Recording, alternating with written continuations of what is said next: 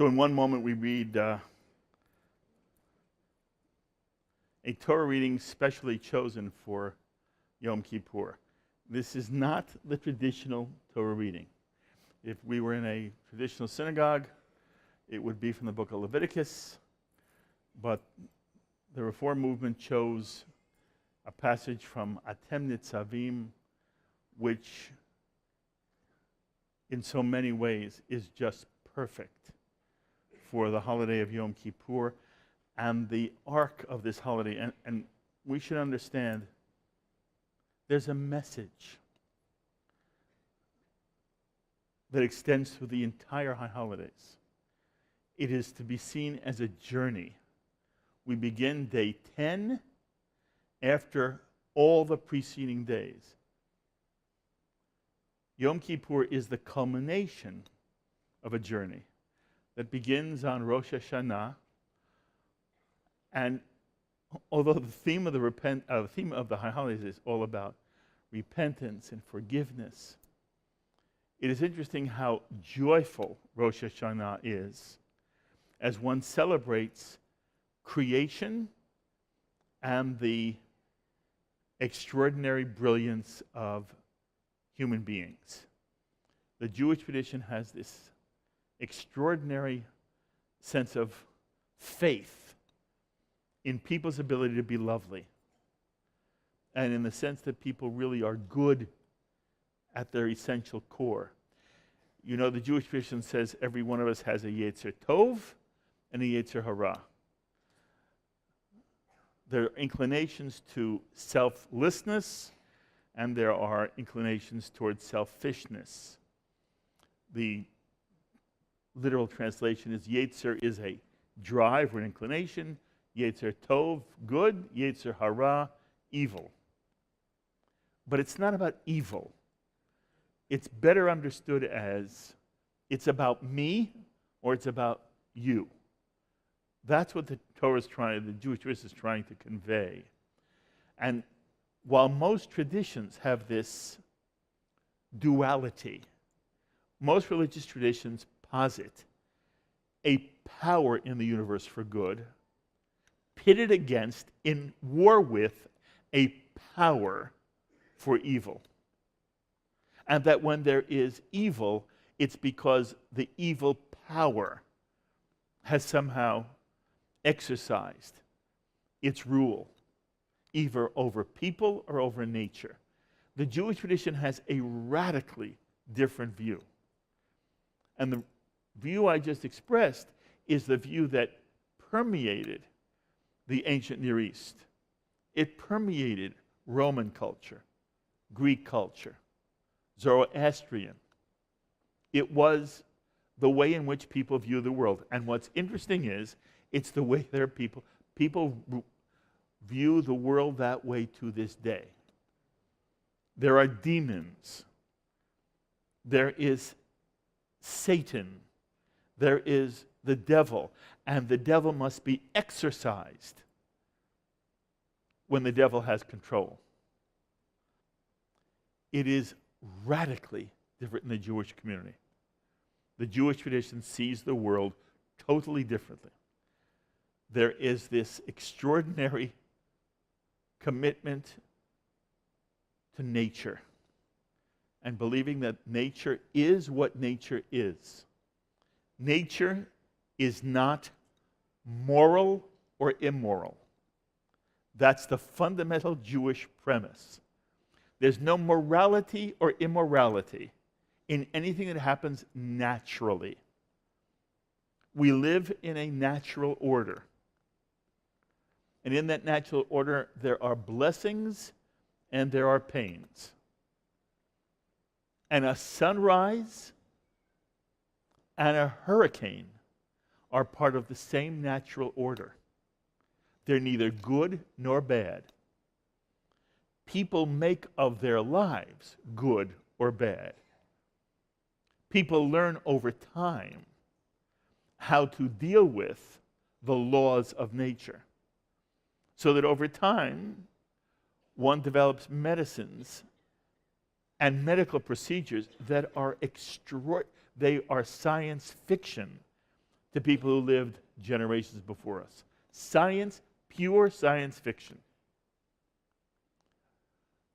What we understand about weather now is extraordinary. It's science fiction compared to 100 years ago. And the goal is ultimately to take control of those forces in nature which are part of the world, which bring harm to human beings, and to tame them. And I think many of us in this room believe that our children and our grandchildren will still live in a world in which medicine will do things that we cannot imagine. And good for them. And one of the themes in Sedra for Atem Nitzavim, which we read every Yom Kippur,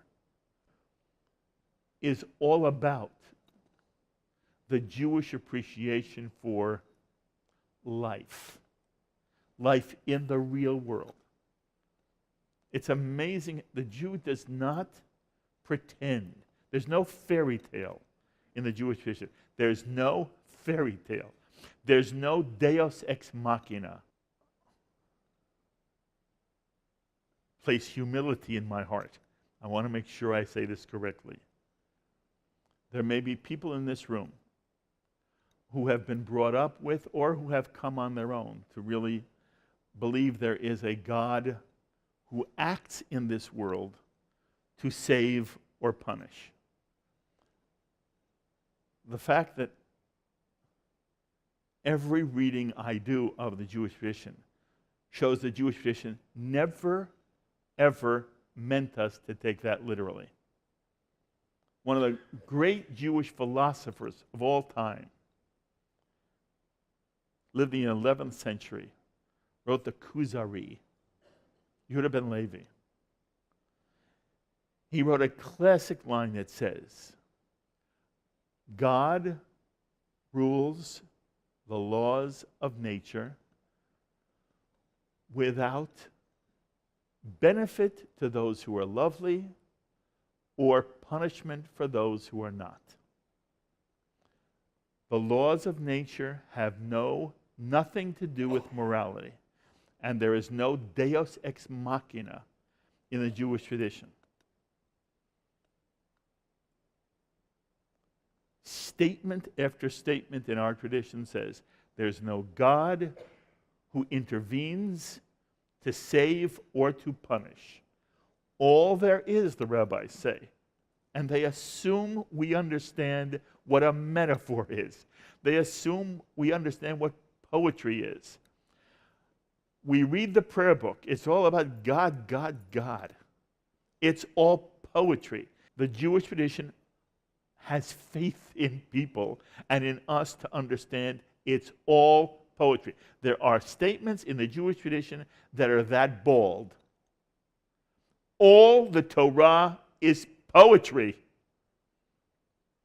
that is supposed to elevate and infuse us and help us understand how to create a better dash in our lives, a fuller, a richer, a more loving, lovely dash. But it's all about us. It's all about us. And then there is that still small voice which comes out of the midrash to this Sedra. You all know the story. You've heard it 1,000,000 times.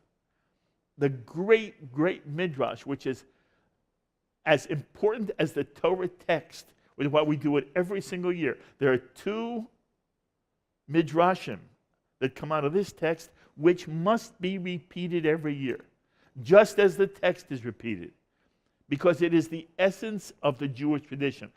The Torah is not an intrinsically Jewish book. It becomes Jewish with Jewish interpretation. With the midrash, this book becomes Jewish. What Jewish means to us has nothing to do with the text in a literal fashion. Jews eschew literalism. Fundamentalism is foreign to the Talmudic process. It's all about grappling and interpreting and arguing, and that that great, great Jewish principle. If there was a way to symbolize, it would be a good symbol. Elu ve'elu divrei Elohim chayim hein. Those who argue this way and those who argue that way, both, the tradition says, are arguing the words of the living God. There is more than one truth in life. For human beings, by the way, there is no truth. This is interesting. For human beings, there is no absolute truth. There's only absolute truth for God. People are constantly changing their truth. And that's not bad if the principles underlying the truth stay the same. We have seen an evolution of society. And in many ways, it's been led by Jews. Any social change, you will find that the descendants of Abraham, who smashed his father's idols, and who said, Lech lecha, I'm going,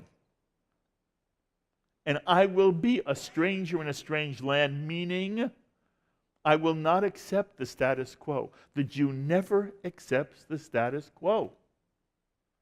And there's a tension in life. There's some things that are good about the status quo. But the status quo is not revered for its own sake. It's only revered when there is goodness to it. And so the Jewish tradition says, we are not literalists. We are not fundamentalists. Show me a fundamentalist Jew, I'll show you somebody who doesn't get it.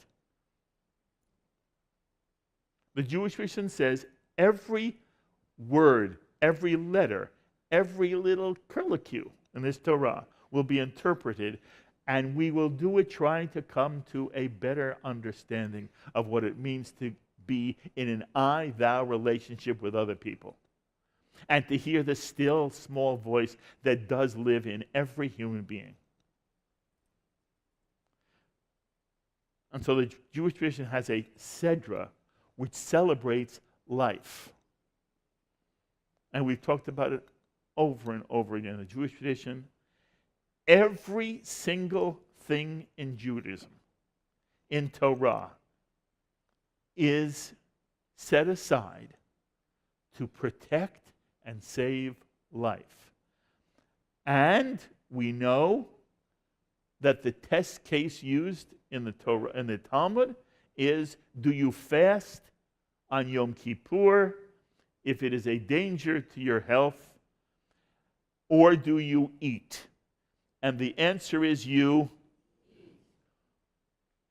But wait, what if you go to a doctor and then you go to another doctor, because Jews always like so you go to one doctor, then you go to another doctor, and one doctor says, you're fine, you can fast. And the other doctor says, I think it'd be better if you eat. If there is a difference of opinion, then you.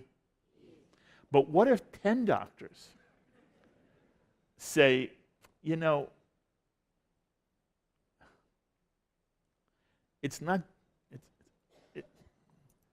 you really should fast.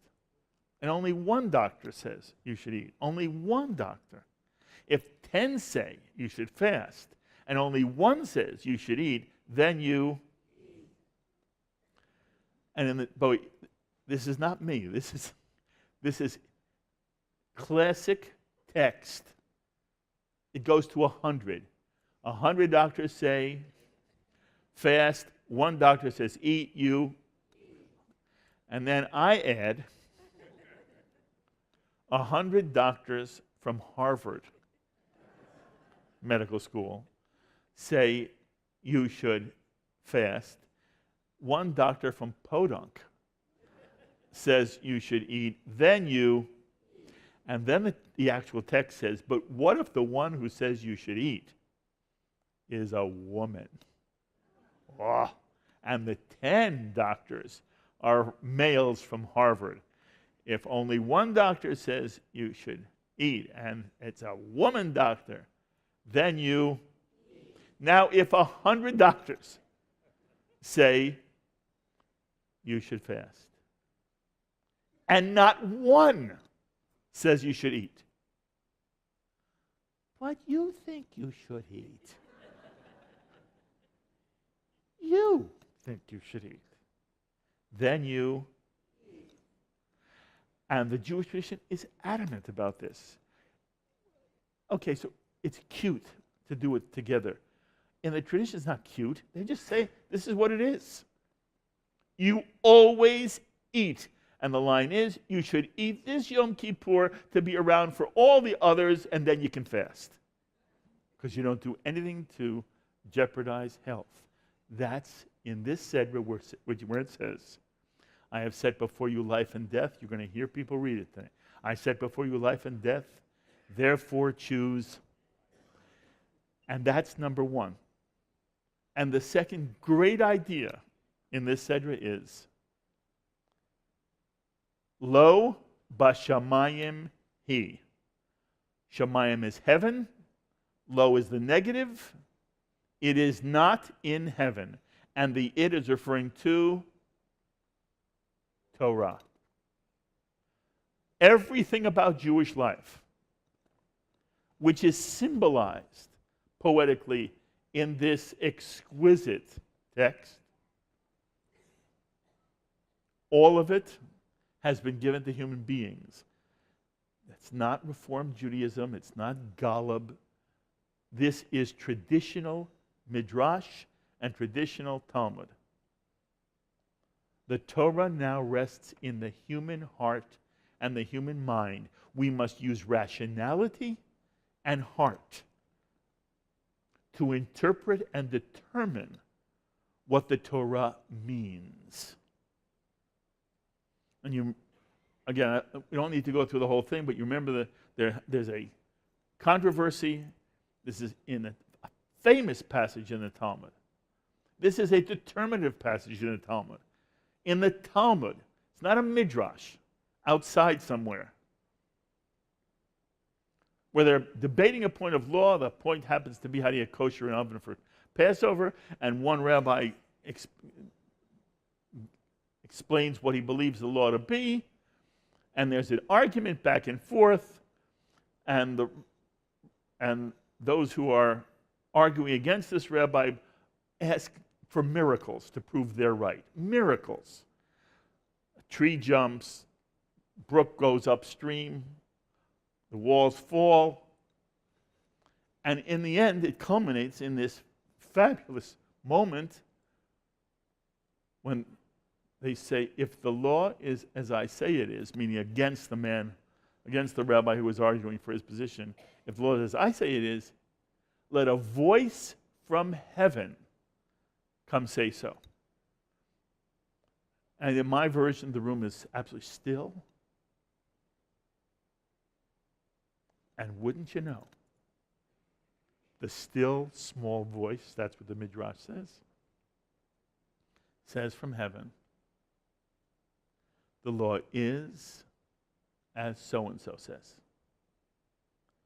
To which the rabbis say,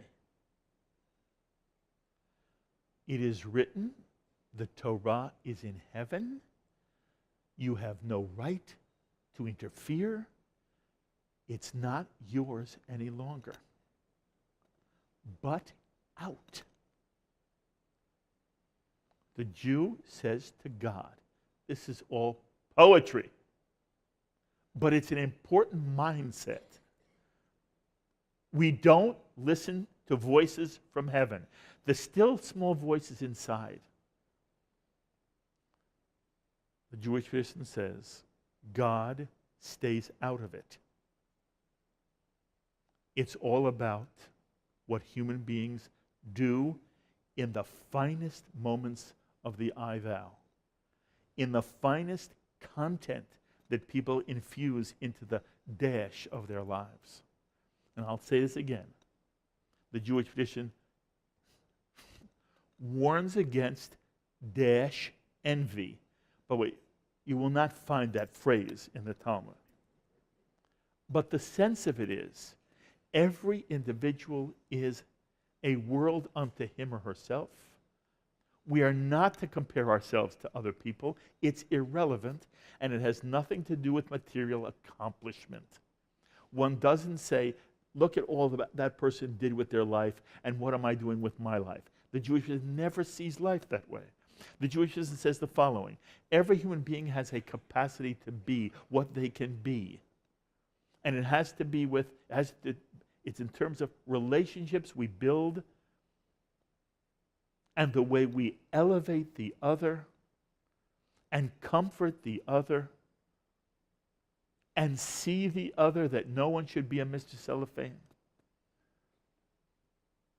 And we do everything we can to vanquish loneliness of the other by including, by embracing, by listening, by seeing, by being open to the I-thou relationship that happens only now and then, but changes one's life forever and binds one in a relationship with another that is unbreakable.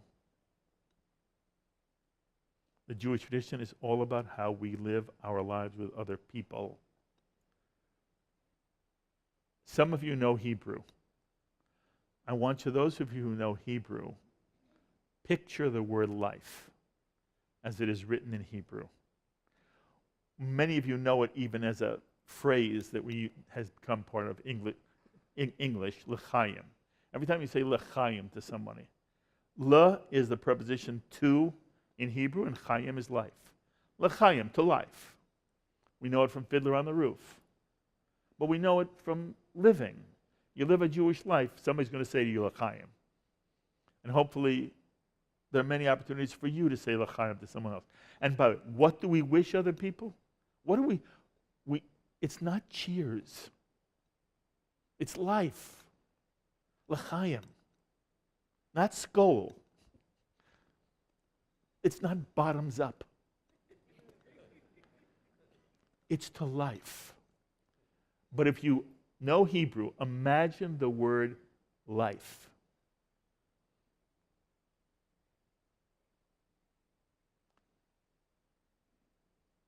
Those who don't know Hebrew, you just have to take my word for it. The word life is chet, yud, yud, mem.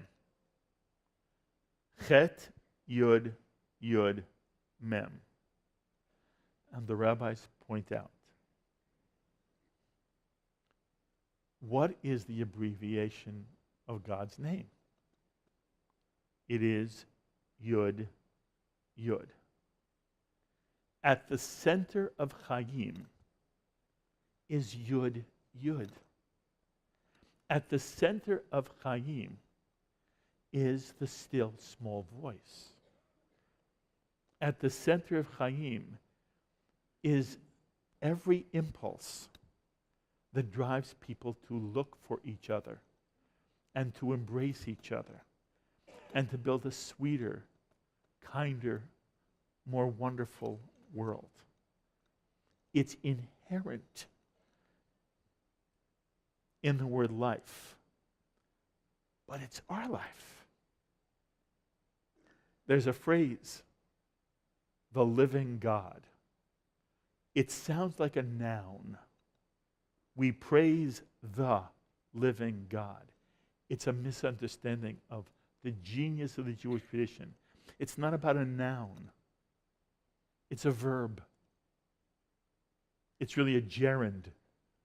It's not the living God. It's, do you, the tradition asks, live God? Not God. The still small voice. Is everything about the way you live your life, the tradition asks us, in some way a celebration of this extraordinary gift human beings have of the Yetzer Tov, and even the ability to use the Yetzer Hara for constructive, positive purposes? There's no duality in the Jewish tradition, which is how we started. There's only one united Chaim. And there's another drash that says the double Yud in Chaim stands for Yetzer Tov and Yetzer Hara. That what life is, in its essence, is the entirety of the human soul. All impulses, as well as being sensitive to that still small voice. And that's why we read Atem Nitzavim every Yom Kippur. It is, every passage is the best passage, but there's something so powerful about this passage. And one footnote. This whole business about the importance of life and saving life. It also should be, and I say this over and over again, any one of us here who has had illness, either personal or in a family, we know that the people in this world who are doing divine work, who are motivated by an extraordinary sense of the still small voice, are those who have devoted themselves to the medical profession. And on every Yom Kippur, it is important for us, if you see anybody who is part of this medical world, if any doctor is here who has ever helped you, there's a sense of appreciation that comes out of Sedra for Yom Kippur. The people who are really doing God's work are those who help us choose life. It's in that spirit that we read today's Torah reading, Atem Nitzavim,